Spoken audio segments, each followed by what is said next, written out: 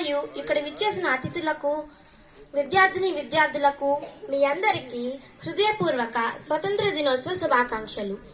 ఈ పెద్ద కార్యక్రమం భారతదేశ స్వాతంత్ర దినోత్సవం జరుపుకోవడానికి మనము ఈరోజు సమావేశమయ్యామని మీ అందరికీ తెలుసు. ఎంతో మంది గొప్ప స్వతంత్ర సమరయోధులు మన దేశ స్వాతంత్రం కోసం అనేక సంవత్సరాలు అలుపెరగని పోరాటం చేసిన తర్వాత తిరిగి స్వాతంత్రం పొందిన ఈ రోజు మన దేశ చరిత్రను గర్వంగా చెప్పుకుంటున్న ఈ ఆగస్టు 15 చాలా స్ఫూర్తిదాయకం. 1947 ఆగస్టు 15వ తేదీ అత్యంత ముఖ్యమైన రోజు.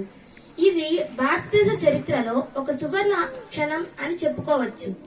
దీనిని స్మరించుకోవడం ప్రతి భారతీయునిలో దేశభక్తి మరియు సహృదయ భావంతో నింపుతుంది.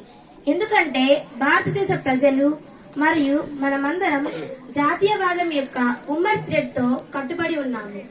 ఈ రోజును సమానమైన ఉత్సాహంతో, అభిరుచితో జరుపుకుంటారు.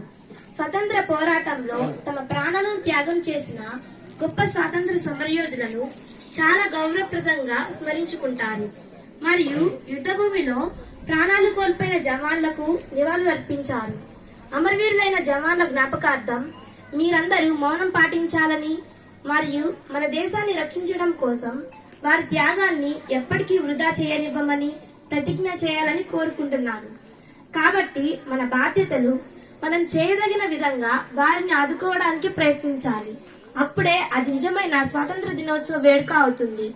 మన స్వాతంత్ర సమరయోధుల బాధాకరమైన ప్రయాణాన్ని మనం మన కంఫర్ట్ జోన్లోనే ఉండి అనుభవించలేము. కానీ ప్రతి ఒక్క పౌరుడు చేయగలిగేది మన మంచి పనులు మరియు సామాజిక చర్యల ద్వారా లోపాల నుండి బలమైన దేశాన్ని నిర్మించడం. మనం మన కోసమే కాకుండా ఇతరుల కోసం కూడా జీవించాలి. అప్పుడే అది శాంతియుత సహజీవనం అవుతుంది. ఈ స్వాతంత్రం అనేక మంది ప్రజల త్యాగం మరియు ఒక శతాబ్దానికి పైగా అనేక దశాబ్దాల పోరాటం తర్వాత సాధించబడిందని ఎల్లప్పుడూ మనం గుర్తుంచుకోవాలి.